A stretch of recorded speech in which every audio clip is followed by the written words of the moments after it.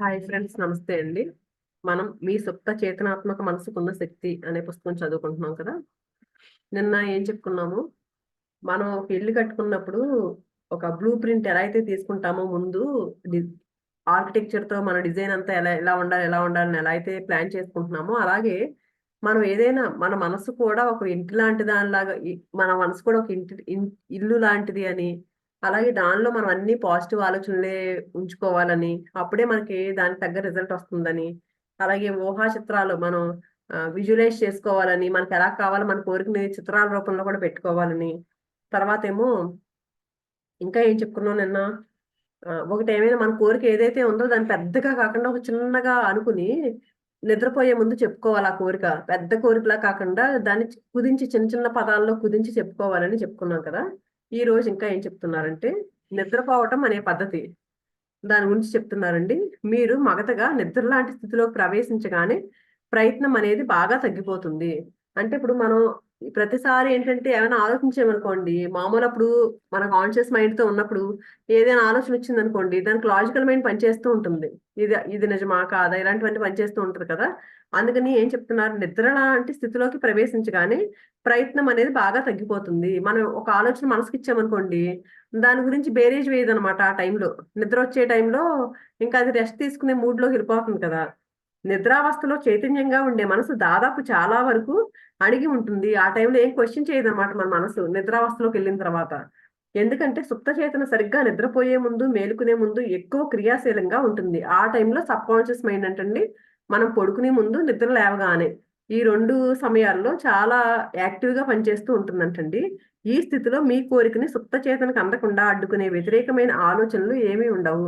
అంటే మిగిలిన టైంలో ఏంటి, మన కాన్షియస్ మైండ్ అడ్డుకుంటుంది. మనం ఏమైనా ఒక ఆలోచన చేసి, నాకు ఈ కోరిక తీరాలో, లేకపోతే ఏమైనా చెప్పుకున్నామనుకోండి, మనకు కావాల్సింది ఏమైనా చెప్పుకున్నామనుకోండి, లాజికల్ మైండ్ పనిచేసి దాన్ని అడ్డుకుంటూ ఉంటుంది. ఎప్పుడైతే మనం నిద్రావస్థలో ఉన్నప్పుడు పని చేయదంటండి. కాన్షియస్ మైండ్ అణిగిపోయి ఉంటుంది కాబట్టి, ఆ టైంలో కానీ, పొద్దున్న లేవగానే కానీ, మనం సబ్‌కాన్షియస్ మైండ్‌కి మనం ఏదైతే అనుకుంటున్నామో, ఆ సూచనలు ఆ టైంలో అందించమని చెప్తున్నారు. మీరు హానికరమైన ఒక అలవాటును వదిలించుకోవాలి అనుకుంటున్నారు అనుకోండి. దానికోసం ముందు మీ శరీరాన్ని విశ్రాంతి తీసుకునే భంగిమలోకి మార్చండి. అవయవాలన్నింటినీ సడలించి అదే స్థితిలో ఉండండి. మగతలోకి జారుకోండి. మనం ఏమన్నా ఒక బ్యాడ్ హ్యాబిట్ ఉంది మనకి వదిలించుకోవాలనుకున్నప్పుడు అంటండి, మన బాడీకి రెస్ట్ పొజిషన్‌లోకి ఎళ్ళమంటున్నారు.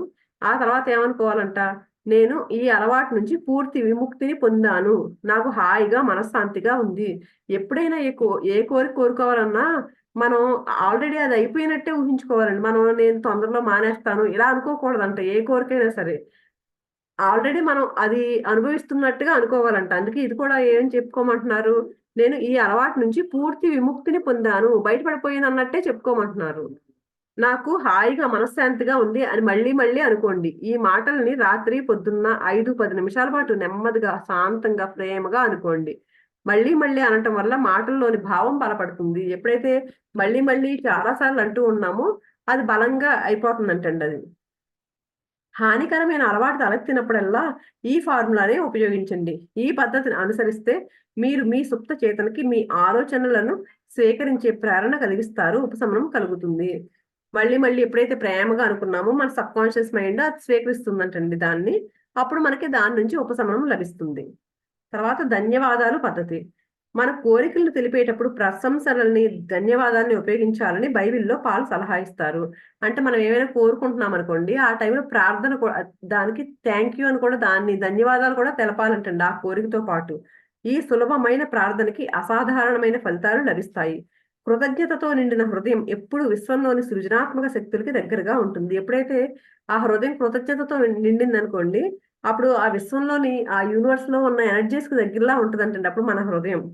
దానివల్ల పరస్పర సంబంధం అనే నియమం క్రియా ప్రతిక్రియలకు సంబంధించిన విశ్వంలోని నియమాల ఆధారంగా దీని వైపుకి అసంఖ్యాకమైన దీవెనలు ప్రవహిస్తాయి. ఎప్పుడైతే మన హృదయం ఆ విశ్వంలో ఆ శక్తికి కనెక్ట్ అయిందో, అప్పుడంటండి మనం ఆ నియమాలు, యూనివర్స్ లాస్ ఆధారంగా మనం ఏంటంటే అనంతమైన దీవెనలు మనకొస్తాయంటండి. ఈ మధ్యనే పిల్ యవ్వనంలో ఉన్న ఒక పిల్ల తల్లి తన అనుభవాన్ని ఈయనకి చెప్పిందంటండి, మర్ఫీ గారికి. నా ఉద్యోగం పోయింది. నా దగ్గర చిల్లి గవ్వ కూడా లేదు. నాకేమో ముగ్గురు పిల్లలున్నారు. వాళ్ళని పోషించాల్సిన బాధ్యత నాదే. ఎవరి దగ్గరికెళ్లి సాయం చేయమని అడగాలో నాకు తెలియలేదు.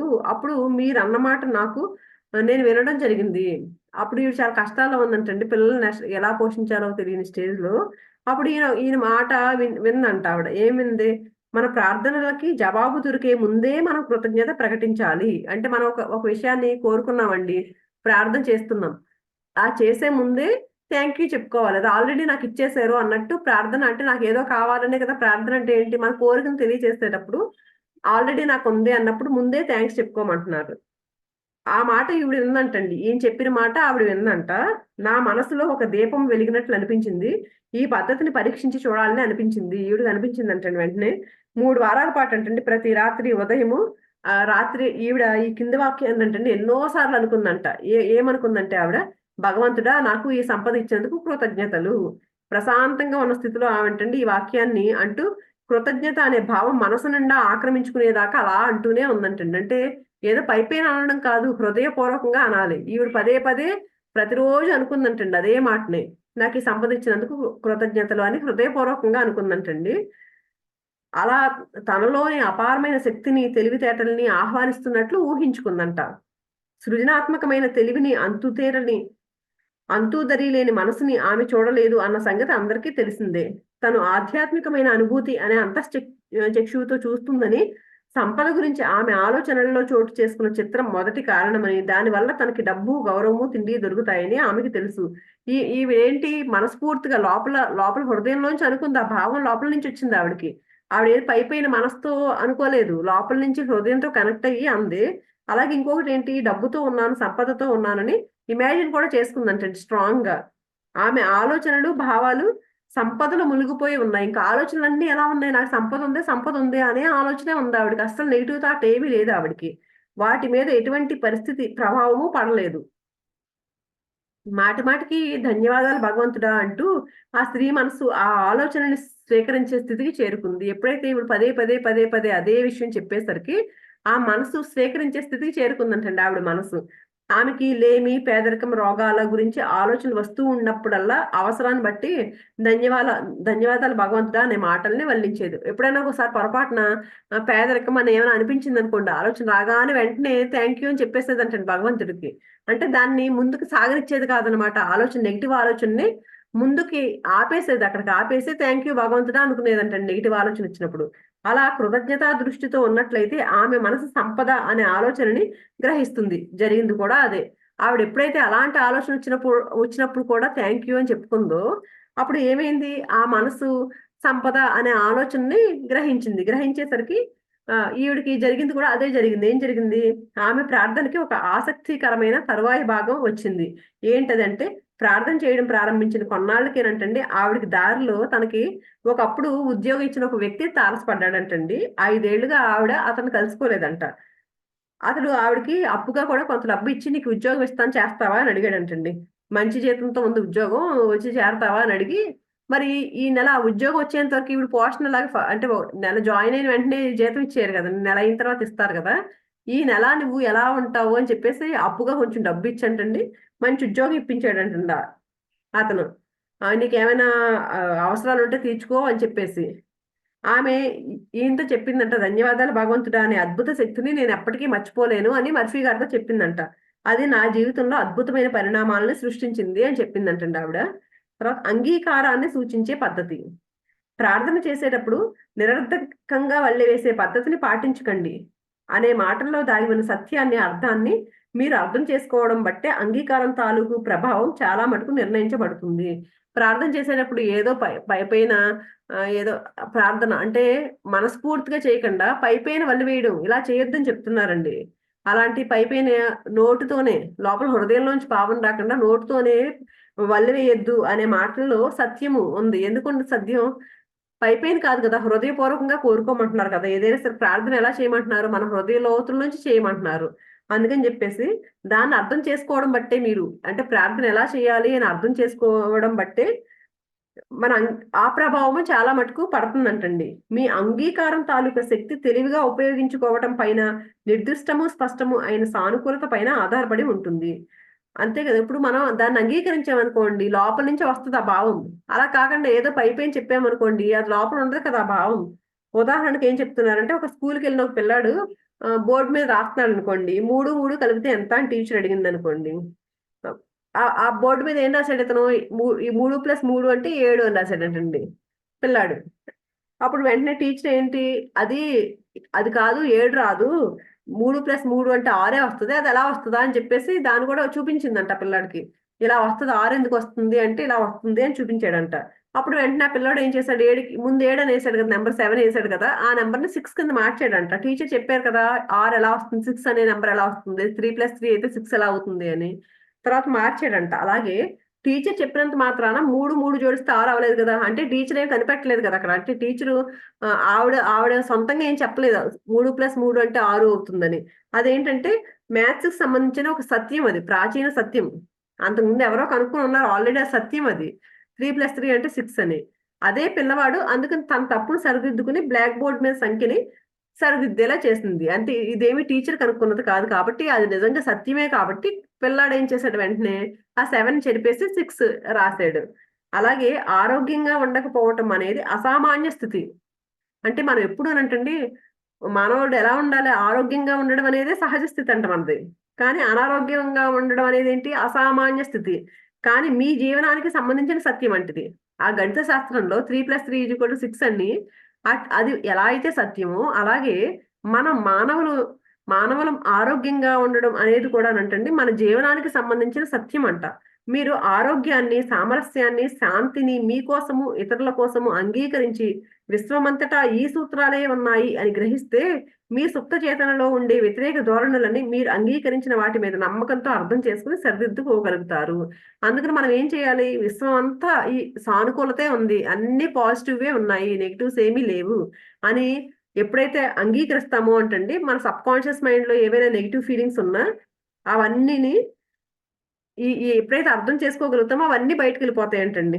అర్థం చేసుకొని మనం ఆటన్నిటిని కూడా సరిదిద్దుకోగలుగుతామంట. లోపల మన సబ్ కాన్షియస్ మైండ్‌లో ఏవైతే నెగెటివ్ ఫీలింగ్స్ ఉన్నాయో వాటినన్నిటిని కూడా సరిదిద్దుకోగలుగుతామంటండి. ఎప్పుడు ఈ మనం ఇలా సహజ స్థితి ఇది, మన ఆరోగ్యంగా ఉండడమే మన సహజ స్థితి అని చెప్పేసి ఈ విశ్వజనీన సూత్రాలు ఇవన్నీ అర్థం చేసుకొని అంతా పాజిటివే ఉంది, నెగెటివ్ ఏమీ లేదు విశ్వంలో అనేది మనం అర్థం ఎప్పుడైతే చేసుకుంటామో అప్పుడు మనలో లోపల ఉన్న నెగెటివ్ ఫీలింగ్స్ అన్నీ కూడా మనం సరిదిద్దుకోగలుగుతామంటండి.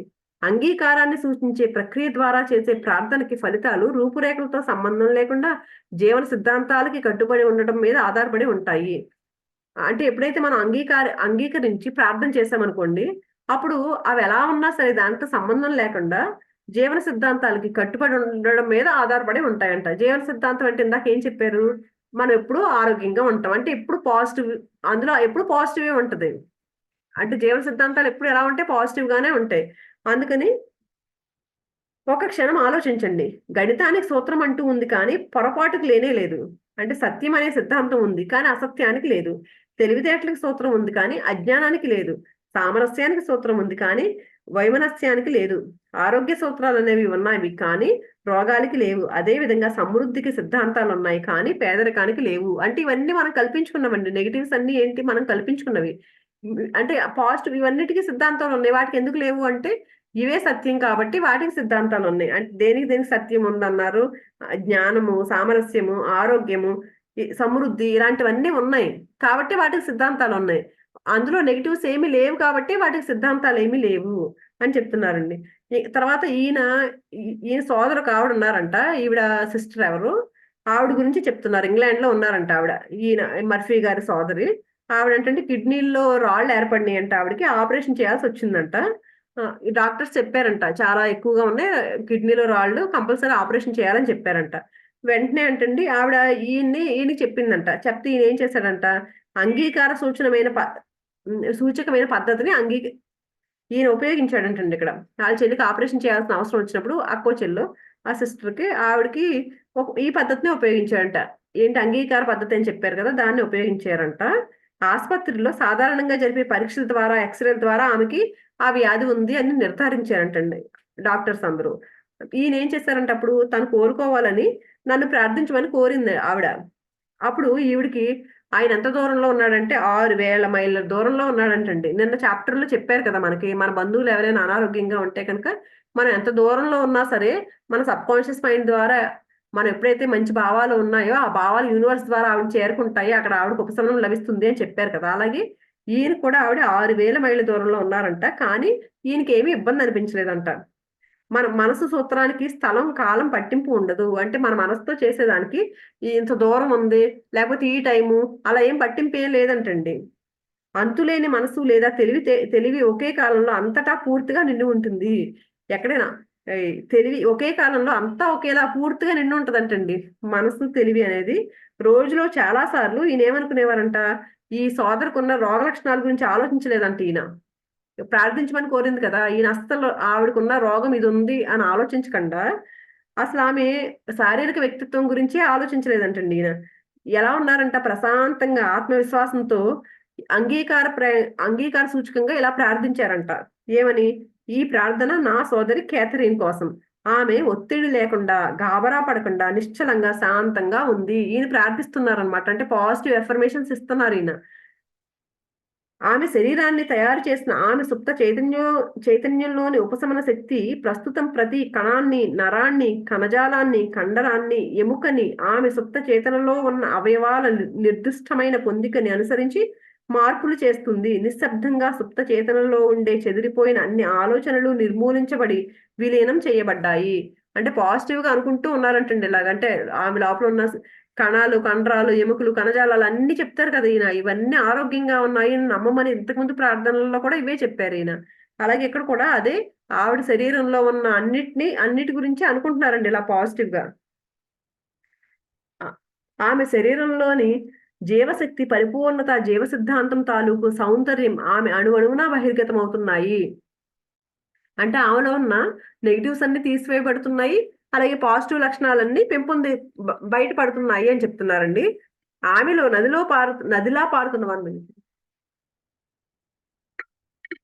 ఆమెలో నదిలా పారుతున్న ఉపశమన అనే ప్రవాహానికి ఆమె గురై స్పందిస్తూ పరిపూర్ణ ఆరోగ్యాన్ని, సామరస్యాన్ని, శాంతిని తిరిగి పొందుతుంది. అంటే ఆమెలో ఉన్న నెగిటివిటీ అంతా బయటకు వచ్చేస్తుంది, అలాగే అన్ని పాజిటివ్ లక్షణాలన్నీ బయటకు వస్తున్నాయి అనుకుని దానికి స్పందిస్తుంది ఈవిడ. స్పందించి ఆరోగ్యాన్ని, సామరస్యాన్ని, శాంతిని తిరిగి పొందుతుంది.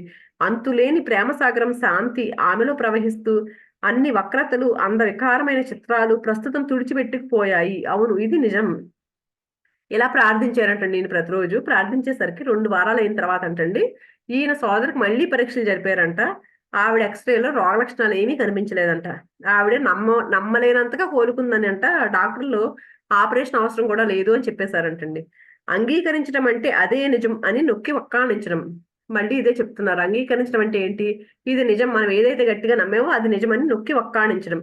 రుజువులు ఎంత విరుద్ధంగా ఉన్నప్పటికీ ఈ మానసిక ధోరణి సరైందని మీరు స్థిరంగా నమ్మినంత కాలం మీ ప్రార్థనలకి సమాధానం లభిస్తుంది. ఇక్కడ రుజువులు ఏంటండి? ఆవిడకి ఎక్స్రే రిపోర్ట్స్ వచ్చినాయి, ఈవిడికి కంపల్సరీ ఆపరేషన్ చేయాలని చెప్పారు. కానీ అవి ఎంత రుజువులు ఎంత స్ట్రాంగ్ గా ఉన్నా సరే దాన్ని మనం ఏదైతే అనుకున్నామో అదే సరైంది, నిజంగానే ఎక్స్రే ఆపరేషన్ చేయాలని ఉంది కాబట్టి మనం నమ్మకుండా దానికి విరుద్ధంగా ప్రార్థనలు చేశారు కదా పాజిటివ్ గా అయినా, అది సరైంది అని మనం అనుకున్నామో, మన ప్రార్థన ఎప్పుడైతే చేశామో అప్పుడు మనకి సమాధానం లభిస్తుంది. మీ ఆలోచన కేవలం అంగీకారాన్నే తెలుపుతుంది. మీరు దేన్నైనా నిరాకరించినప్పటికీ మీరు కాదని అంటున్నది ఉన్నదనే అంటున్నారు అనుకోవాలి. అంగీకారాన్ని మళ్ళీ మళ్ళీ ఉచ్చరించడం, మీరు అనేది ఏమిటో ఎందుకంటున్నారో తెలుసుకుంటే మీరు అనే మాటలు నిజమని మీరు అంగీకరిస్తున్నారు అనే చైతన్య స్థితికి మీ మనసు మిమ్మల్ని తీసుకెళ్తుంది. ఏదైతే మళ్ళీ మళ్ళీ ఉచ్చరిస్తూ మనం ఎందుకు అనుకుంటున్నామో అనేది మాటలు మనం అంగీకరించామనుకోండి, మనం నిజంగా ఇందాక ఆయన పాజిటివ్ గా చెప్పారు, దాన్ని పూర్తిగా ఎప్పుడైతే అంగీకరిస్తూ ఎప్పుడైతే ఉచ్చరిస్తామో దాన్ని, అప్పుడు మన మనసు దానిలో తీసుకెళ్లిపోతుందంటండి. సుప్త చేతన ప్రతిక్రియ మీకు తృప్తిని కలిగించేదాకా జీవిత సత్యాలను అంగీకరిస్తూ పోండి. అందుకని మనకి తృప్తి కలిగేలాగా సుప్త చేతన, మన సబ్ కాన్షియస్ మైండ్ మనకి ఎలా అయితే అనుకున్నామో అవన్నీ చేసేంత వరకు కూడా జీవిత సత్యాలను అంగీకరిస్తూ వెళ్ళమని చెప్తున్నారండి. తర్వాత తర్కించే పద్ధతి. తర్కించడం అంటే ఏంటండి? వాదులాడడం కదా, అది చెప్తున్నాను. ఈ పద్ధతి ఏంటో దాని పేరు చూస్తేనే తెలుస్తుంది. శతాబ్ద కాలం క్రితం మైండ్ బెల్ఫాస్ట్ లో ఉంటూ మానసిక ఆధ్యాత్మిక ఉపశమన పద్ధతిని ఉపయోగించి రోగాలను నయం చేసిన మొట్టమొదటి వ్యక్తి డాక్టర్ ఫినిస్ ఫార్టర్స్ క్వింబీ చేసిన అద్భుతమైన చికిత్సల నుంచి పుట్టిందే ఈ పద్ధతి. ఒక ఆయన గురించి చెప్తున్నారండి, క్వింబీ అంటే ఆయన గురించి చెప్తున్నారు. ఆయనే అసలు ఫస్ట్ శరీరం మీద మనసు ప్రభావం గురించి దానికి మందులు కనుక్కున్న ఫస్ట్ వ్యక్తి అంటండి ఈయన. మొట్టమొదటి మనోవిశ్లేషకుడు. అంటే మనసు ఇలా ఆలోచిస్తుంది, మన ఆలోచనల మీద ఇవన్నీ బుక్ అంతా చెప్పేది ఇదే కదండి. ఆ మనోవిశ్లేషకుడు మొట్టమొదటి వాడంటండి ఈయన. రోగి ఇబ్బందిని, బాధని, నొప్పుల్ని దివ్య దృష్టితో చూసి రోగ నిర్ధారణ చేయగల అద్భుతమైన సామర్థ్యం కూడా ఆయనకు ఉండేదంటండి. ఆయన దివ్య దృష్టితో చూడగలిగేవాడంటండి రోగుకున్న ఇబ్బంది ఏంటి, బాధ ఏంటి అని నయం చేసేవాడంట ఆయన. ఒక వాక్యంలో చెప్పాలంటే క్వింబ్లీ ఎంతో విజయవంతంగా ప్రయోగించిన తర్క పద్ధతి ఆధ్యాత్మిక తర్కంతో కూడుకున్నది. సుప్త చేతనలోని తప్పుడు నమ్మకాల వల్ల, అర్థం లేని భయాల వల్ల, వ్యతిరేక ధోరణుల వల్ల రోగం తలెత్తిందని మీరు రోగిని మిమ్మల్ని నమ్మించుకోవాలి. అంటే తర్కం అంటే ఏంటండి, ఇప్పుడు నిజంగా ఏదో రోగం వచ్చింది అనుకోండి, అప్పుడు అంటే ఈయన ఏం చేసేవాడంట, రోగి నమ్మించేవాడంట. నువ్వు లోపల తప్పుడు ఆలోచనలతో ఉన్నావు కాబట్టి నీకు ఈ రోగం వచ్చింది అని తర్కించేవాడు. అతనితో చెప్పేవాడు అనమాట. నీకు అందుకే తర్కం చేసేవాడంట ఆ రోగితో. కానీ అనారోగ్యం అంటే వక్రమైన ఆలోచనల వల్లే నీకు రోగం వచ్చింది అని చెప్పేసి.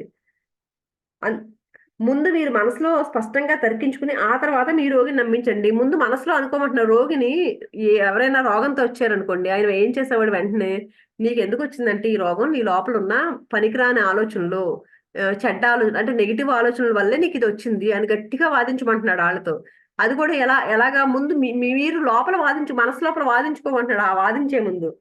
బాహ్య శక్తిలోనూ బాహ్య కారణాల వల్లనూ ఈ తప్పుడు నమ్మకం రోగంగా బయటపడిందని ఆలోచనల ధోరణిని మార్చుకుంటే దాన్ని కూడా మార్చడం సాధ్యమని చెప్పండి. అందుకని ఆయనకి గట్టిగా రోగికి ఏం చెప్పమంటున్నాడు, నువ్వు అలాంటి కారణాల వల్ల అలాంటి ఆలోచన చేయడం వల్లే అది రోగంగా బయటకు వచ్చింది. అందుకని చెప్పేసి దాన్ని ఎప్పుడైతే మార్చుకుంటావో ఆ దాన్ని అప్పుడు ఈ ఈ రోగం కూడా, అనారోగ్యం కూడా బయటకు వెళ్ళిపోతుంది అని, అది సాధ్యమే అని చెప్పమన్నారంటండి. ఉపశమనానికి ముఖ్యమైన ఆధారం నమ్మకాన్ని మార్చుకోవటమే అని రోగికి వివరంగా చెప్పండి. ఎప్పుడైతే మనం నమ్మకాన్ని మార్చుకున్నామో అప్పుడు దానికి ముఖ్యమైన ఆధారం అదే. ఉపశమనానికి ముఖ్యమైన ఆధారం కావాల్సింది ఏంటి అంటే నమ్మకంగా చెప్పడం రోగికి. అప్పుడే ఉపశమనం లభిస్తుంది ఆయనకి. సుప్త చైతన్యమే శరీరాన్ని, అందులోని అన్ని అవయవాల్ని సృష్టించిందని కూడా చెప్పండి. ఫస్టే చెప్పారు కదా, మన బాడీని అంతా సృష్టించింది సుప్త చైతన్యమే కాబట్టి దానికి ఎలా నయం చేయాలో తెలిసే శక్తి కూడా ఉంది అని వాచ్ ఎగ్జాంపుల్ తో చెప్పారు కదండి. అందుకని చెప్పేసి సుప్త అదే సృష్టించింది అని చెప్పమంటున్నారు రోగికి. అందుచేత దానికి ఎలా నయం చేయాలో కూడా తెలుసు, నయం చేయగలదు. ఈ మాటలు అంటుండగా అది ఆ పనే చేస్తుంది. ఎప్పుడైతే మనం చెప్తా ఉంటామో ఆల్రెడీ మొదలు పెట్టేస్తుంది అంటే నయం చేయడం సుప్త చైతన్యం. మీ మనసనే న్యాయస్థానంలో రోగం అనేది అనారోగ్యమైన ఆలోచన చిత్రాలతో వ్యాధిగ్రస్తమైన మనసు తాలూకు నీడ అని వాదించండి. అందుకని మనసుని మళ్ళీ న్యాయస్థానంతో పోల్చారనమాట. అక్కడ ఏం వాదించమంటున్నాడు, రోగం అనేది అనారోగ్యమైన ఆలోచనలతో, అలాంటి చిత్రాల లోపల అమ్మో నాకు ఇదేమొస్తుందో అని అలాంటి ఆలోచనలు చేస్తారు కదండి కొంతమంది. ఏమైనా చిన్న తలనొప్పి వచ్చింది అనుకోండి, అమ్మో ఇది నాకు మైగ్రేన్ అవ్వచ్చా, ఇలా ఇలా ఎంతసేపు ఏదైనా చిన్నది వచ్చేసరికి అంటే దాన్ని పెద్దగా ఊహించుకుంటా ఉంటారు. అలాంటి ఆలోచన, అలాంటి చిత్రాలతో, అలాంటి ఆలోచన చిత్రాలతో వ్యాధిగ్రస్తమైన మనసు తాలూకు నీడ ఇది అని వాదించమంటున్నారండి. అన్ని అవయవాల్ని సృష్టించింది, శరీరంలోని ప్రతి కణాన్ని, నరాన్ని, కణజాలాన్ని తీర్చిదిద్దింది మీలోని ఉపశమన శక్తే. దాని తరపున మీ సాయశక్తులా ప్రయత్నించి రుజువులను పోగు చేయడం కొనసాగించండి. ఆ తర్వాత మీ మనసనే న్యాయస్థానంలో మీకు, మీ రోగికి అనుకూలమైన తీర్పు ఇవ్వండి. అప్పుడు న్యాయస్థానంగా ఊహించుకుని ముందు వాదించమన్నారు కదండి. వాదించిన తర్వాత తీర్పు ఇవ్వమని చెప్తున్నారు. ఏమని తీర్పు ఇవ్వమన్నారు, రోగంతో ఉన్న వ్యక్తి నమ్మకంతోనూ ఆధ్యాత్మికమైన అవగాహనతోనూ విడుదల చేయండి. మీ మానసికమైన ఆధ్యాత్మికమైన నిరూపణ ఆశ్చర్యంలో ముంచెత్తేదిగా ఉంటుంది. ఉన్నది ఒకటే మనసు కాబట్టి మీరు నిజమని భావించేది రోగి అనుభవంతో బయటపడుతుంది. అప్పుడు నయం కావడం మొదలు పెడుతుంది. అంటే ఉన్నదంతా ఒకటే మనసు. ఇందాక కూడా చెప్పారు కదా, అందరూ ఒకటే మనసు అని చెప్పారు కదా. అందుకని చెప్పేసి ఎప్పుడైతే ఆ రోగంతో ఉన్న వ్యక్తి నమ్మకంతోనూ అవగాహనతోనూ ఉండేలాగా ఎప్పుడైతే అలాంటి ఆలోచనలు ఎప్పుడైతే చేశామో ఆశ్చర్యంగా ఆ రోగికి ఉపశమనం స్టార్ట్ అవుతూ ఉంటుందంటండి. పరిపూర్ణమైన పద్ధతి ఆధునిక అల్ట్రాసౌండ్ థెరపీ వంటిది. ప్రపంచవ్యాప్తంగా చాలా మంది ఈ ప్రార్థన ద్వారా ఉపశమనాన్ని పొందడంలో అద్భుతమైన ఫలితాన్ని సాధిస్తున్నారు. ఇంకొక అల్ట్రాసౌండ్ థెరపీ వంటి ఇది ఒకటి చెప్తున్నారండి. పరిపూర్ణమైన పద్ధతి. పరిపూర్ణమైన పద్ధతిని ఉపయోగించే వ్యక్తి రోగి పేరు ఉచ్చరిస్తుంది. తర్వాత మౌనంగా దేవుడిని, ఆయన గుణగణాలని, గొప్పతనాన్ని తలుచుకుంటుంది. అంటే దేవుడు ఆనందమూర్తి భవించిన వాడని, అనంతమైన ప్రేమమూర్తని, ఆయనది అపారమైన జ్ఞానమని, సర్వశక్తివంతుడని, ఆయన వివేకానికి హద్దులుండవని, పరిపూర్ణమైన సామరస్యం కలవాడని, వర్ణించటానికి సాధ్యం కాని సౌందర్యం కలవాడని, ఎటువంటి లోటుపాట్లు లేని నిర్దిష్టమైన శక్తి స్వరూపుడని గుర్తు చేసుకుంటుంది. ఈ విధంగా ఆలోచిస్తూ ఒక మనసు ఇలా ఆలోచిస్తూ ఉంటది కదండి. ఎప్పుడైతే పరిపూర్ణమైన పద్ధతిని ఉపయోగించే వ్యక్తి ఆ ఆ రోగి పేరుని ఉచ్చరిస్తూ తర్వాత మౌనంగా ఇలా అన్ని దేవుణ్ణి తలుచుకుంటూ ఉంటుందంటండి. ఆ విధంగా ఆలోచిస్తుంటే ఆమె చైతన్యం కొత్త ఆధ్యాత్మిక స్థాయికి చేరుకుంటుంది. అలా ఎంతసేపు ఏమనుకుంది, దేవుడి గురించి అంత పాజిటివ్ గా ఆలోచించుకున్నప్పుడు ఏమవుతుంది, ఒక ఆధ్యాత్మిక స్థాయికి చేరుకుంటుందంటండి. కొత్త చైతన్యం వస్తుంది ఆమెలోకి. రోగి మనసులోంచి శరీరంలోంచి తను తొలగించాలనుకుంటున్న అవకతవకలన్నీ భగవంతుడి ప్రేమ సాగరంలో మునిగిపోతున్నట్లు ఆమెకు అనుభూతి కలుగుతుంది. ఎప్పుడైతే దేవుడి గురించి అలా ఆలోచిస్తూ పరిపూర్ణంగా ఉంటే ఆవిడలో ఒక కొత్త చైతన్య శక్తి ఉద్భవించి ఏమవుతుంది, ఆ ప్రేమ సాగరంలో మునిగిపోయినట్లు అనుభూతి కలుగుతుందంటండి. తను చేసే ప్రార్థన వల్ల ప్రస్తుతం భగవంతుడి సమస్త శక్తి ప్రేమ భావన రోగిపైన కేంద్రీకృతమైనట్లు ఆమెకు అనిపిస్తుంది. ఆ ప్రార్థన చేస్తుంది కదండి, దానివల్ల ఏంటి, ఆ శక్తి అంతా ఇక్కడ కేంద్రీకృతం అయిపోయినట్లు ఆమె దగ్గర అనిపిస్తూ ఉంటుందంటండి. మొదట ఉన్న ఇబ్బందులు, చికాకులు, జీవితం, ప్రేమ అనే అనంత సాగర సమక్షంలో పూర్తిగా ప్రభావాన్ని కోల్పోయినాయి. అంటే చికాకులు ఇవన్నీ ఆ ప్రభావాన్ని కోల్పోయినాయి అంటే తగ్గిపోయినాయి అంట. పరిపూర్ణమైన పద్ధతి అనే దాన్ని బహుశా ఆధునిక వైద్య పద్ధతిలో ఉపయోగించి అల్ట్రాసౌండ్ చికిత్సతో పోల్చవచ్చేమో. మనకి బయట చేసే అల్ట్రాసౌండ్ చికిత్స అంటే ఏంటంటేనంటండి, ఈ మధ్య లాస్ ఏంజల్స్ లో ఒక వైద్యురాలు ఈయనకి చెప్పిందంట. ఏంటంటే అది ఆ పరికరం ఉపయోగించి ఈ అల్ట్రాసౌండ్ అనే ఎక్విప్మెంట్ ఉంది కదా, దాన్ని ఉపయోగించంటండి ఏం చేస్తారంట, ఒక రోగి దగ్గర పెడతారంటండి. పెడితే ఫ్రీక్వెన్సీ ఉంటది కదా, హై ఫ్రీక్వెన్సీ ఇస్తారంటండి. అదేంటి, బలమైన శక్తి తరంగాల్ని సృష్టిస్తుందంట ఆ పరికరం. అప్పుడు శరీర భాగాల మీద వాటి మీద పెడతారంటండి. అల్ట్రాసౌండ్ స్కానింగ్ అంటారు కదా, మన శరీరం మీద పెడతారంటండి. ఆ పెట్టినప్పుడు ఏంటంటే వ్యాధికి గురైన కణజాలం ఉంటది కదండి లోపల, దీని ప్రభావం వల్ల అంటండి వాటి ప్రతిధ్వని అల్ట్రాసౌండ్ లో వినిపించేటట్లు అవి ప్రతిస్పందిస్తాయంటండి. ఆ లోపల ఉన్న కణాలు ఈ అల్ట్రాసౌండ్ స్కానింగ్ చేసినప్పుడు అలా పెట్టినప్పుడు దాని శరీరం మీద పెట్టినప్పుడంట, అలాగే చైతన్య స్థితిలో దేవుడి గుణగణాలని, గొప్పతనాన్ని గుర్తు చేసుకుంటూ ఎంత పై స్థాయికి లేస్తామో అంతే బలంగా అంటండి సామరస్యం, ఆరోగ్యం, శాంతి అనే ఆధ్యాత్మిక తరంగాల్ని మనం సృష్టిస్తాము. ఎలా అయితే అల్ట్రాసౌండ్ ఆ పరికరమాన్ని తీసుకొచ్చి మన శరీరం మీద పెడితే, రోగి శరీరం మీద పెడితే, అది ఎలా అయితే ఆ శబ్ద తరంగాలన్నిటినీ మళ్ళీ రెస్పాండ్ అయ్యేలాగా ఎలా పనిచేస్తుందో, అలాగేనంటండి మనం దేవుడి గుణగణాలు, గొప్పతనాల్ని ఎప్పుడైతే పై స్థాయికి లేస్తాయో అంతే బలంగా అంటండి ఆ పాజిటివ్ లక్షణాలు, సామరస్యం, శాంతి, ఆరోగ్యం ఇలాంటి ఆధ్యాత్మిక తరంగాల్ని సృష్టిస్తామంటండి. ఈ తరంగాలు ఎవరి మీద కేంద్రీకరిస్తామో వాళ్ళలో అవి ప్రతిధ్వనించి ప్రతిస్పందనల్ని కలుగజేస్తాయి. ఎవరి మీద అయితే ఈ తరంగాల్ని పంపిస్తారో వాళ్ళలో ప్రతిధ్వనిస్తాయంటండి, దానికి ప్రతిస్పందిస్తాయంట. ఈ రకమైన ప్రార్థన ద్వారా ఎన్నో చెప్పుకోదగ్గ ఫలితాలు లభించి రోగులు కోలుకున్నారంటండి. ఇలాగా అవిటి మనిషి నడుస్తాడు. డాక్టర్ క్వింబీ ఇందాక చెప్పారు కదా డాక్టర్ క్వింబీ గురించి. ఆయన తర్వాత పరిపూర్ణమైన పద్ధతిని రోగాన్ని నయం చేసేందుకు వాడాడు. పరిపూర్ణమైన పద్ధతి ఏంటి, ఇందాక చెప్పారు కదండి, దేవుడు గురించి శాంతి, ఇలా దేవుడి గురించి అంతా అనుకుంటే ఒక రకమైన తరంగాలు వస్తాయి అన్ని. దీన్నే వాడుతూ ఈయన చాలా మందికి ఉపశమనం కలిగించాడంటండి డాక్టర్ క్వింబీ అనే ఆయన. ఆయన రాసిన రాతప్రతులు ఒక దానిలో అంటండి ఒక అవిటి స్త్రీ ఉందంటండి. ఆవిడకి ఈయన ఎలా ఉపశమనం అందించాడో చెప్పాడంటండి. ఆయన కొన్ని రాశాడంట అన్ని. అంటే ఆయన చేసిన ట్రీట్మెంట్స్ గురించి అన్నిటి గురించి రాసిన దాంట్లో ఒక అవిటి స్త్రీ గురించి ప్రస్తావించాడంట. ఆ స్త్రీ అంట కుంటిదంటండి, వయసు మళ్ళిపోయిందంట, ఆవిడకి మంచం పట్టుందంట. అందుకని ఆవిడ రాలేదు హాస్పిటల్కి. అందుకని ఈయనే ఆవిడని చూడడానికి వెళ్ళాడంట డాక్టర్. ఆమె రోగానికి కారణం ఆమె నమ్మే మతం చాలా సంకుచితమైనది, అందులో బందీ అయిపోయి ఆమె లేచి నిలబడే శక్తిని కూడా పోగొట్టుకుంది. చూడండి, ఆమె ఏదైతే నమ్మిందో మతం దాంట్లో బందీ అయిపోయిందంటండి. బందీ అయిపోయి నిలబడే శక్తిని కూడా పోగొట్టుకుందంట. ఇక నడవడం అనేది అసాధ్యం అయిందంట ఆవిడికి. ఆమె అజ్ఞానం, భయం అనే సమాధిలో జీవిస్తోంది. మనకు కూడా ఫస్ట్ చెప్పారు కదండి, ఆ భయాన్ని వదులుకోవాలి, వ్యతిరేక ఆలోచనలు వదులుకోవాలని. ఈవిడ కూడా ఎలా జీవిస్తుంది, అజ్ఞానము, భయము. ఆమె బైబిల్లోని ప్రతి అక్షరాన్ని నమ్మటం వల్ల విపరీతమైన భయానికి గురైందంటండి. ఆమె చిక్కుకుపోయిన ఆ సమాధిలోనే దేవుడి శక్తి కూడా నిండి ఉంది. అది ఆమె కట్లను తెంచి ఆమె సంకెళ్లను ఛేదించి శవం నుంచి పునర్జీవం పొంది పైకి లేచేందుకు ప్రయత్నిస్తూనే ఉంది అన్నాడు క్వింబీ. అంటే అందులో బైబిల్లో చెప్తారు కదండి వాళ్ళు, మనం వింటాం కదా, నువ్వు పాపివైతే ఏంటి చాలా భయపడతారని చెప్తారు కదా బైబిల్లో. పాపాలు చేసిన వాళ్ళకి అలా ఉంటది ఇలా ఉంటది అని చెప్పేసి నువ్వు పాపివి, అలా చెప్తారు కదా. ఆ దానిలో ఏదో గట్టిగా తీసేసుకుందంటండి, ఈవిడ భయపడిపోయిందంట. అంటే ఈవిడ ఏమైనా తప్పులు ఏమైనా చేసిందేమో. కానీ ఆ స్త్రీ అంటండి బైబిల్లో ఎవరైనా ఫలానా వాక్యానికి అర్థం వివరించమని అడిగితే గనక ఆమెకి జవాబు అయ్యేదంట. ఆవిడ జవాబు అయ్యేదంట. అంటే ఏంటి, ఆ తర్వాత ఆమె జీవితమైన రొట్టె కోసం తహతహలాడేది. విపరీతమైన భయం చేత ఉద్వేగం చెంది ఆమె మనసు అస్పష్టంగాను స్తబ్దుగాను తయారైంది అని డాక్టర్ క్వింబీ నిర్ణయానికి వచ్చాడు. అంటే ఆవిడ సరిగ్గా అర్థం చేసుకోలేకపోయిందంటండి. బైబిల్‌లో అక్షరాలు కూడా సరిగ్గా అర్థం చేసుకోలేకపోయిందంటే, ఎవరైనా ఏమైనా చెప్పారనుకోండి, బైబిల్‌లో ఏమైనా చెప్తే ప్రతీదీ ఈవిడికి నెగెటివ్‌గా అనుకునేదంట.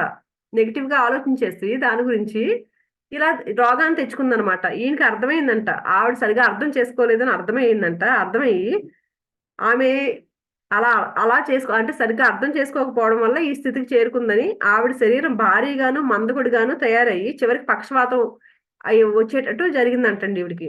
ఆ స్థితిలో అంటండి క్వింబీ ఆవిడని బైబిల్‌లోను కింద ఒక ఒక వాక్యం ఇచ్చారండి. దానికి అర్థం ఏంటి అని అడిగాడంట. దేనికి? అయినప్పటికీ నేను కొంతసేపు నీ వెంట ఉంటాను. ఆ తర్వాత నన్ను పంపించిన ఆ పరమాత్మ దగ్గరికి వెళ్తాను. నువ్వు నా కోసం వెతుకుతావు.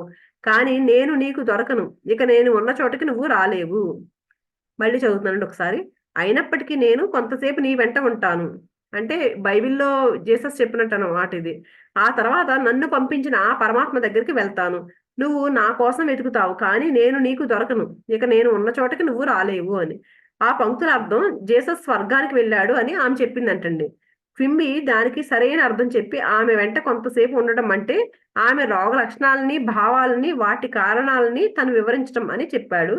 కొంతసేపు మాత్రమే తనకి ఆమె మీద జాలి, సానుభూతి ఉంటాయని, కానీ తను ఆమె మనస్థితికి తోడుగా ఎక్కువసేపు ఉండలేను అని అన్నాడు. ఆ తర్వాత మెట్టు మమ్మల్ని పంపిన ఆ పరమాత్మ దగ్గరికి వెళ్ళడం. దీని అర్థం మనందరిలోనూ ఉండే దేవుడి సృజనాత్మక శక్తి అని క్వింబీ విశదీకరించాడు. ఈవిడేమనుకుందంట, జీసస్ స్వర్గానికి వెళ్ళాడు అని చెప్పిందంట. దాని అర్థం ఏంటి అని అడిగితే. కానీ దీనికి ఈయనేం చెప్పాడంటే సమాధానం, ఆమె దగ్గర కొంతసేపు ఉండడం అంటే ఆమె రోగ లక్షణాలు, భావాలు కొంతసేపే ఉంటాయి అని చెప్పాడంటండి. వాటి కారణాలకి వాటి కారణాలని తను వివరించడం చెప్పాడంట. కొంతసేపు మాత్రమే నేను నీ దగ్గర ఉంటాను. నేను నీ దగ్గర ఎక్కువ సేపు ఉండలేను అని చెప్పాడంటండి ఈయన. తర్వాత ఏంటంటే, ఆ పరమాత్మ దగ్గరికి వెళ్ళడం అంటే మనందరిలోనూ ఉండే దేవుడి సృజనాత్మక శక్తి అని క్వెంబి విశదీకరించాడంటండి. వెంటనే క్వింబీ తన మనసులో ప్రమాణం చేసి దైవపరమైన ఆదర్శాన్ని తెరిచి చూశాడు. అంటే జీవశక్తి, జ్ఞానం, సామరస్యం ఒక రోగిలో పనిచేసే దేవుడి శక్తి. అందుకే ఆయన ఆమెతో, ఎందుకని నేను వెళ్ళే చోటికి నువ్వు రాలేవు. ఎందుకంటే నువ్వు నీ సంకుచితమైన ఇరుకైన నమ్మకం అనే ఖైదులో ఉన్నావు. నేనేమో ఆరోగ్యంలో ఉన్నాను. అంటే క్వింబీ ఏం చెప్తున్నాడు, ఈవిడ అనారోగ్యంతో బాధపడుతుంది కదండి. నువ్వు నా దగ్గరికి రాలేవు అంటే ఏంటి? నువ్వు అలాంటి భావాలతో ఉన్నావు. ఏంటి రోగ లక్షణాలతో ఉన్నట్టు అలాంటి భావాలతో ఉన్నావు కాబట్టి నువ్వు నా దగ్గరికి రాలేవు అని చెప్తున్నాడండి. నువ్వు ఆ ఖైదులో ఉండిపోయావు. నేను ఎలాంటి ఖైదులో ఉండిపోయింది ఆవిడ? వ్యతిరేక భావాలతో, వ్యతిరేక ఆలోచనలతో. నేను ఇక్కడే ఉంటాను, ఇలాగే ఉంటానని వ్యతిరేక ఆలోచనలతో ఉన్నావు నువ్వు. అలా అందుకని నా దగ్గరికి రాలేవు అని చెప్పాడంటండి. ఈ ప్రార్థన వివరణ వెంటనే ఆమెలో ఒక రకమైన సంచలనాన్ని రేకెత్తించిందంటండి. ఇక ఆమె మనసులో ఒక మార్పు తలెత్తిందంట. ఆమె చేతికర్రలు లేకుండా నడిచిందంట. ఈవిడ ఎంతసేపు జీసస్ చెప్పాడు, జీసస్ ఇలా నువ్వు రాలేవు అని అన్నాడని చెప్పింది కదండి. వెంటనే ఏంటి దాని అర్థం వేరేగా చెప్పాడు. ఎలా చెప్పాడంటే, నీలో భావాలు అవి, నీలో భావాల వల్ల నువ్వు అలా ఉన్నావు అని చెప్పేసరికి, నెగిటివ్ ఆలోచనలు అవన్నీ అని చెప్పేసరికి, నేను ఎంతసేపు ఉండలేను. నేను నిన్ను నువ్వే వెళ్ళాలి. నువ్వు నా దగ్గరికి రాలేవు. ఎందుకు రాలేవంటే నువ్వు అలాంటి భావాలతో ఉన్నావు కాబట్టి. అందుకు నువ్వు ఆ భావాలను మార్చుకో ముందు. మార్చుకున్నప్పుడు మాత్రమే రాగలవు అని ఎప్పుడైతే చెప్పాడో, ఈవిడ ఆలోచనలన్నీ వెంటనే మార్చుకుందంటండి. మార్చుకుని ఏం చేసింది, అప్పుడు ఆమె మనసులో మార్పు తెచ్చిందంటండి. మార్పు తెచ్చి ఆమె చేతికర్రలు లేకుండా నడిచిందంట అప్పుడు. తను చికిత్స చేసి కోలుకున్న రోగులందరిలోనూ ఈమెది చాలా ప్రత్యేకమైన కేసంట. ఆ క్వింబీ ఎవరికైతే చికిత్స చేశాడు కదా చాలా మందికి, వాళ్ళందరిలో ప్రత్యేకమైన కేసంట ఈవిడది. ఆమె పూర్తిగా తప్పుదారి పట్టింది. ఆమెకి నిజం చెప్పి ఆమెలో జీవశక్తిని నింపటం చనిపోయిన మనిషికి ప్రాణం పోసినట్లయింది. క్వింబీ యేసుక్రీస్తు పునర్జన్మకు సంబంధించిన వాక్యాలు చదివి ఆమెలోని యేసుక్రీస్తుకి అంటే ఆరోగ్యానికి దాన్ని అన్వయించాడు. ఇది ఆమె మీద ఎంతో శక్తివంతమైన ప్రభావాన్ని చూపించింది. ఆమె అంగీకరించిన సత్యం ఒక దేవదూత లేదా ఒక ఆలోచన అని, అదే రాయి లాంటి భయాన్ని, అజ్ఞానాన్ని, అంధవిశ్వాసాన్ని పోగొట్టింది అని అన్నాడు. అప్పుడిక దేవుడి ఉపశమన శక్తి వెలువడింది. అదే ఆమెకి పరిపూర్ణత చేకూర్చింది. ఎప్పుడైతే ఈయన ఇవన్నీ ఆలోచనలు, అనారోగ్యకరమైన ఆలోచనలు అనేవన్నీ చెప్పి ఆవిడని ఎప్పుడైతే మార్చాడో, మార్చిన వెంటనే ఆవిడకి ఉపశమన శక్తి ప్రారంభించిందంటండి. పనిచేయడం మొదలుపెట్టింది. అదే ఆమెకి ఆరోగ్యం తెచ్చిపెట్టింది. ఆదేశించడం అనే పద్ధతి. ఒక మాట వెనుక ఉన్న భావనని, నమ్మకాన్ని బట్టి అందులోని శక్తి వచ్చి చేరుతుంది. ఈ ప్రపంచాన్ని నడిపించే శక్తి మన తరపున కదులుతూ మన మాటకి వత్తాసు పలుకుతుందని తెలుసుకున్నప్పుడు మన ఆత్మవిశ్వాసం, మన ధీమా పుంజుకుంటాయి. శక్తికి శక్తి జోడించడానికి మీరు ప్రయత్నించండి. మానసికమైన ప్రయాస, బలవంతం, ఒత్తిడి, పెనుగులాట ఉండకూడదు. మనం మనం ఒక ఏదైతే భావన చేస్తామో మన నమ్మకాన్ని బట్టి అందులో ఒక శక్తి వస్తుందంట. మనం గట్టిగా నమ్మామనుకోండి, ఒక ఆలోచన చేసాము, ఆలోచన చేసిన తర్వాత దాన్ని ఎప్పుడైతే గట్టిగా నమ్ముతామో దానికి శక్తి ఎక్కువ వస్తూ ఉంటుందంటండి. అందుకని మనం ఏదైనా ఒక మాట వత్తాసు పలుకుతుంది మన మనసు అనుకున్నప్పుడు అంటండి, మన ఆత్మవిశ్వాసం, మన ధీమా పుంజుకుంటాయంట. అందుకని మనం ఎప్పుడు పాజిటివ్ గా ఎప్పుడైతే గట్టి ఆలోచన చేస్తామో మన మనసు కూడా దాన్నే గట్టిగా నమ్ముతుందండి. ఎప్పుడు కలుసుకుందామో చెప్పమని తనకు అదే పనిగా ఫోన్ చేస్తున్న ఒక యువకుడు ఒక అబ్బాయి అంటండి, ఒక యువకుడు ఒక యువతకి అంటండి, మనం ఎప్పుడు కలుసుకుందామో చెప్పమని పదే పదే విసిగిస్తూ ఉండేవాడంటండి.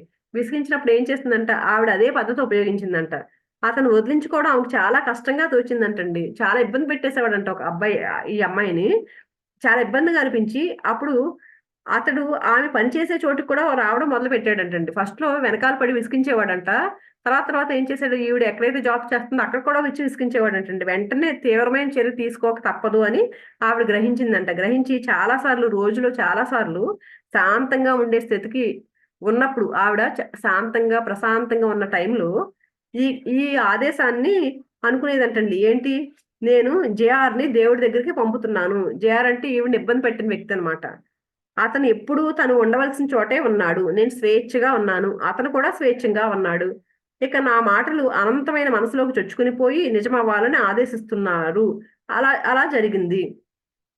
ఆమె చెప్పిన దాన్ని బట్టి ఇలా అనుకుందంటండి ఆవిడ. పాజిటివ్ గా అనుకుందంటే, అంటే మనసు అనంతమైన మనసు, అందరి మనసు ఒకటే, విశ్వజనీయమైన మనసు అని చెప్తున్నారు కదా ఇది. అందుకని ఈవిడ అలా కోరుకుందంట. అలా అనంతమైన మనసులోకి చొచ్చుకుపోయిందంట. చొచ్చుకుపోయి అలా చెప్పిన తర్వాత అంటండి, ఆ యువకుడు మళ్ళీ తర్వాత ఆమె జీవితంలో మాయమయ్యాడంటండి. ఆ తర్వాత ఇప్పటి వరకు అతన్ని చూడలేదంట. ఇంక నేల అతన్ని మింగేసినట్లయింది అంటుందంట ఆవిడ. మీకు ఒక విషయాన్ని ఆదేశిస్తారు, అది మీలోనే స్థాపించబడుతుంది. మీ మార్గం వెలుగుతో మెరిసిపోతుంది. ఇది అంటే బైబిల్‌లో ఒక వాక్యం చెప్పారండి ఇక్కడ. మీరొక విషయాన్ని ఒక విషయాన్ని మీరు ఆదేశిస్తారు.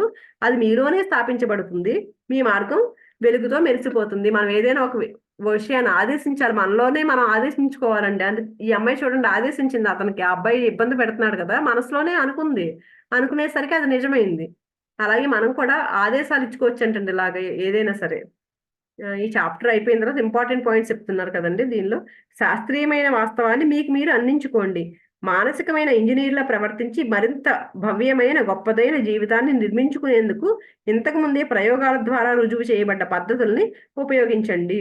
అందుకే మనం ఇంజనీర్లా మనం నిన్న చెప్పారు కదా, ఇల్లు కట్టుకునేటప్పుడు ఒక ఇంజనీర్ ఎలా అయితే ఆలోచిస్తాడో ఇల్లు బాగుండాలని, అలాగే మనం కూడా మన మనసుతో ముందే ఇంజనీర్ లాగా ఆలోచించి మంచి పద్ధతులు ఉపయోగించమంటున్నారండి. మన మనసు మంచి ఆలోచనలతో నింపమంటున్నారు. మీ కోరికే మీరు చేసే ప్రార్థన. మీ కోరిక నెరవేరినట్లు ఇప్పుడే ఊహించుకోండి. దాన్ని వాస్తవాన్ని అనుభూతి ద్వారా తెలుసుకోండి. మీ ప్రార్థనకి సమాధానం దొరికినంత ఆనందం కలుగుతుంది. ఊహించుకోమని ఊహా చిత్రాలు మనకు ఎలా కావాలనుకుంటే అలా ఊహించుకుంటే మన ప్రార్థనకు సమాధానం దొరుకుతుంది. ఫలితాలను సాధించడానికి సులభమైన మార్గాలను ఇష్టపడండి. మానసిక విజ్ఞానం తాలూకు ఖచ్చితమైన సాయంతో. మీ మనసులో దాగి ఉన్న స్టూడియోలో మీరు ఆలోచించే ఆలోచనల ద్వారా మీరు నవనవలాడే ఆరోగ్యాన్ని, విజయాల్ని, సంతోషాన్ని నిర్మించుకోగలరు. అందుకని మన మనసుని రకరకాలుగా ఊహించుకోమంటున్నారు. స్టూడియోలోగా మన ఆలోచనల ద్వారానే ఆరోగ్యం ఇవన్నీ వస్తున్నాయని నిర్మించుకోమంటున్నారు మన స్టూడియోలో మనల్ని. ఎల్లప్పుడూ మీ సుప్త చేతనంలోని అనంతమైన తెలివితేటల నుంచి మీ చైతన్యమైన ఆలోచనలకి నేరుగా ప్రతిస్పందన లభిస్తుంది అనటాన్ని మీరు వ్యక్తిగతంగా నిరూపించే వరకు శాస్త్రీయ పద్ధతిలో ప్రయోగాలు చేయండి. ఈయన ఏం చెప్తున్నారు, మీ సుప్త చేతనలో అనంతమైన తెలివితేటలు ఉన్నాయా అని చెప్తున్నారు కదా, దాన్ని మనం నిరూపించుకునేంత వరకు ప్రయోగాలు చేయమంటున్నారు. అంటే మనం ఈయన చెప్పిన పద్ధతులన్నీ పాటిస్తున్నాం అనుకోండి, ఒకసారి నిజంగా అది నిజమే అనిపించింది అనుకోండి, దాన్ని వదిలిపెడతామా మనం? అందుకని ప్రయోగాలు చేద్దామండి, మనకు కూడా కావాల్సిన వాటిని అలా అనుకుందాం. మీ కోరికలు తప్పక ఫలించడం ముందే చూడగలిగి ఆనందాన్ని, శాంతిని అనుభవించండి. మీ మనసులోని ఊహాచిత్రాలు ఏమైనా సరే మీరు ఆశించిన విషయాలు, మీరు చూడని రుజువుల సారాంశమే. అందుకని మనం ఏదైనా కావాలనుకున్నాం అనుకోండి, ముందే అది జరిగిపోయింది అని ఊహించుకోమంటున్నారు ఆ ఫలితాన్ని. మనసులో ఒక ఊహా చిత్రం 1000 మాటలు పెట్టు. మీ మనసులోని చిత్రాలని నమ్మకం వెన్నంటి ఉన్నట్టయితే మీ సుప్త చేతన దాన్ని నిజం చేస్తుంది. అది ఒక ఊహా చిత్రం చేసుకోమంటే మనకి ఏది కావాలో దాని చిత్రంలాగా ఊహించుకుంటే దాన్ని దానికి నమ్మకం కూడా ఉండాలి. ఒక చిత్రంలాగా ఊహించుకుంటే సరిపోదు. ఇది నిజమవుతుందా అని అనుమానం పెట్టామనుకోండి, అది నిజం అవుతుందో డౌటే అది. అలా కాకుండా నమ్మకాన్ని కూడా ఆ చిత్రాన్ని కలిపితే ఆ కోరికని మన సబ్కాన్షియస్ మైండ్ నెరవేరుస్తుందంటండి. ప్రార్థన చేసేటప్పుడు మానసికమైన ప్రయాసని, ఒత్తిడిని దగ్గరికి రానివ్వకండి. నిద్ర లాంటి మగతలోకి జారుకుని మీ ప్రార్థనకి సమాధానం దొరికింది అన్న భావనతోనూ, అవగాహనతోనూ మిమ్మల్ని మీరు జోకొట్టుకుంటూ నిద్రపోండి. అందుకని టెన్షన్‌తో ఉన్నప్పుడు అలా చేయొద్దంటున్నారు. టెన్షన్ పడొద్దని చెప్తున్నారు. ప్రశాంతంగా ఉన్నప్పుడు మాత్రమే ప్రార్థన చేయమంటున్నారు. పూర్తి అవగాహనతో మనల్ని మనం జోకొట్టుకుంటూ నిద్రపోమంటున్నారు. కృతజ్ఞత నిండిన హృదయం విశ్వంలోకి సంపదలకి చేరువగా ఉంటుంది. అంగీకరించడం అంటే అది అలా ఉంది అని నొక్కి వక్కాణించడం. ఇక మీరు ఈ మానసిక ధోరణి నిజమని ఎప్పుడూ నమ్మితే దానికి విరుద్ధమైన రుజువులు ఎన్ని ఉన్నప్పటికీ మీ ప్రార్థనలకి సమాధానం లభిస్తుంది. ఎప్పుడైతే మనం అది నిజమని నమ్మామో, దాన్ని అంగీకరించడం మొదలుపెట్టామో, ఎన్ని రుజువులు ఇందాక చెప్పారు కదండీ! ఆ చెల్లి ఎక్స్‌రే రిపోర్ట్స్ వ్యతిరేకంగా ఉన్నా సరే తర్వాత ఏమీ లేదని వచ్చింది కదా! అలాగా మనం వ్యతిరేకంగా ఉన్న ఫలితాలు కూడా మనకు అనుకూలంగా తిరిగిపోతాయండి. మనం ఎప్పుడైతే గట్టిగా అవగాహనతో దాన్ని అంగీకరించామో, పాజిటివ్‌గా ఎప్పుడైతే ఉంటామో అలాగని. దేవుడు ప్రేమ, కీర్తి గురించి ఆలోచిస్తూ సామరస్యం, ఆరోగ్యం, శాంతితో నిండిన తరంగాల్ని ఉత్పత్తి చేయండి. దేవుడి గురించి అది కూడా చెప్పారు కదా! పరిపూర్ణతా సిద్ధాంతం అని. అందుకని వాటి గురించి ఆలోచిస్తే ఆ శక్తి అంతా కూడా మనకొచ్చి చేరి మనకు ఉపశమనం లభిస్తుంది. మీరు నిజమని భావించి ఆదేశించింది జరుగుతుంది. సామరస్యాన్ని, ఆరోగ్యాన్ని, శాంతిని, సమృద్ధిని ఆదేశించండి. మనం ఏదైతే భావిస్తామో అది జరుగుతుంది కాబట్టి ఎప్పుడూ సామరస్యాన్ని, ఆరోగ్యాన్ని, శాంతిని, సమృద్ధిని మాత్రమే ఆదేశించమని చెప్తున్నారండి. ఇక్కడితో ఈ చాప్టర్ కంప్లీట్ అయిపోయింది. మిగిలింది రేపు చెప్పుకుందామండి. Thank you so much.